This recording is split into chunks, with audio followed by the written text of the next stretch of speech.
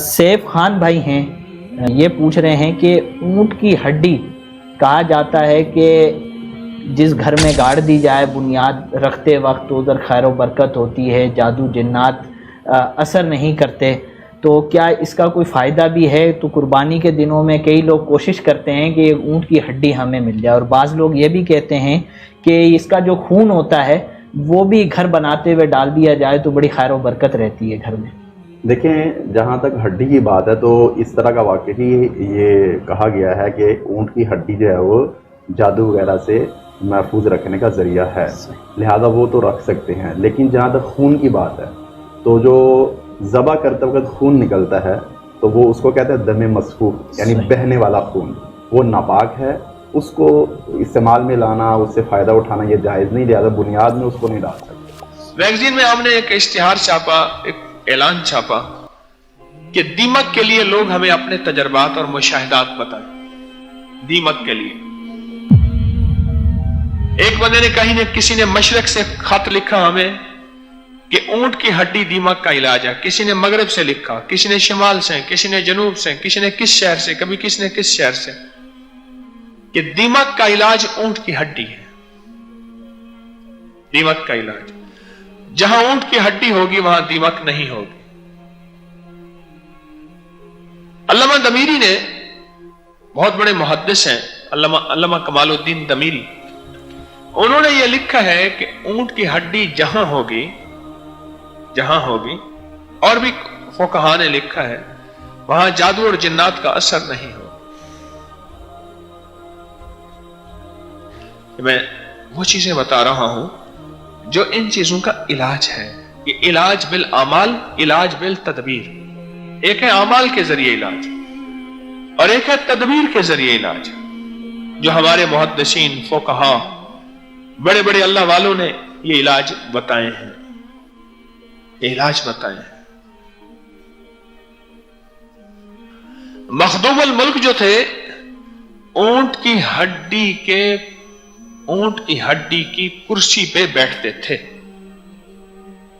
انہوں نے کہا اونٹ کی ہڈی کی کرسی میں خوبصورتی ہوگی، اور بعد میں جب کچھ شعور کی آنکھ کھولی، کچھ اس دنیا میں تھوڑا سا سیر و سفر کیا، پتا چلا کہ وہ کسی وجہ سے بیٹھتے تھے، ایسے نہیں بیٹھتے تھے، کہ اونٹ کی ہڈی جو ہے وہ ان کے ساتھ یہ نسبت تھی کہ اونٹ کی ہڈی وہ اپنی حفاظت کے لیے اس کے اوپر بیٹھتے تھے۔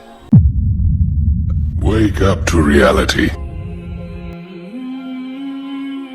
مکان بنانے سے پہلے زمین میں اونٹ کی ہڈی دفنانا، مکان بنانے سے پہلے مکان کی زمین میں اونٹ کی ہڈی دفنائی جائے تو کہتے ہیں کہ اس سے مکان میں دیمک نہیں لگتی۔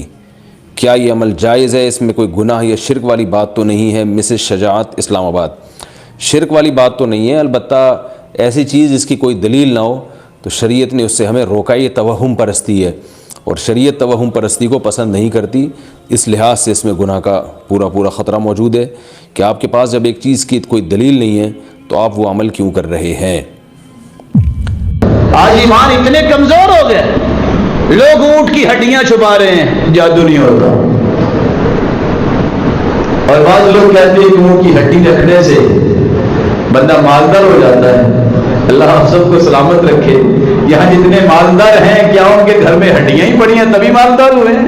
تو اللہ نے مال دیا۔ یہ دقیہ روسی باتوں کو چھوڑو مسلمانوں، اپنے عقیدے پہ آؤ، منہج پہ آؤ۔ کسی بابے کے پاس، نجومی بابے کے پاس مت جاؤ، کسی پامس کے سامنے ہاتھ نہ پھیلاؤ۔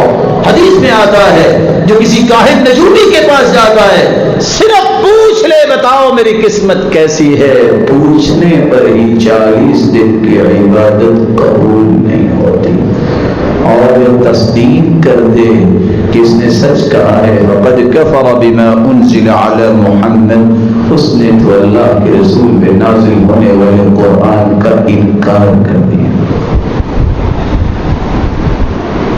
ویسے ایک راز کی بات ہے، اگر یہ کبوتر لے کے یہ فٹ پاتھ پہ بیٹھا ہے، اگر اتنا ہی یہ کرمی والا ہوتا تو یہ فٹ پاتھ پہ زندگی گزارتا ہے، اس کی کچھ 8 کنال کی کوٹھی ہوتی۔ یہ دھکے کھا رہا ہے، ون سمنی جو ہے اس کے سامنے دھول آتی ہے اور بیٹھا ہے، और आपको किस्मत बता रहा है। अल्लाह से डरो, अपने ईमान को जाया ना करो। 5 वक्त का नमाजी हो, सुबह शाम के अज़कार का पाबंद हो, उसको क्या मसला है कि वह नजूमियों के पास जाके अपना ईमान जो है वो खत्म कर ले। जो नजूमियों के पास जाता है, इस तरह के बंगाली बाबों के पास जाता है, ऐसे आमाल अखारत चले जाते हैं। खुदा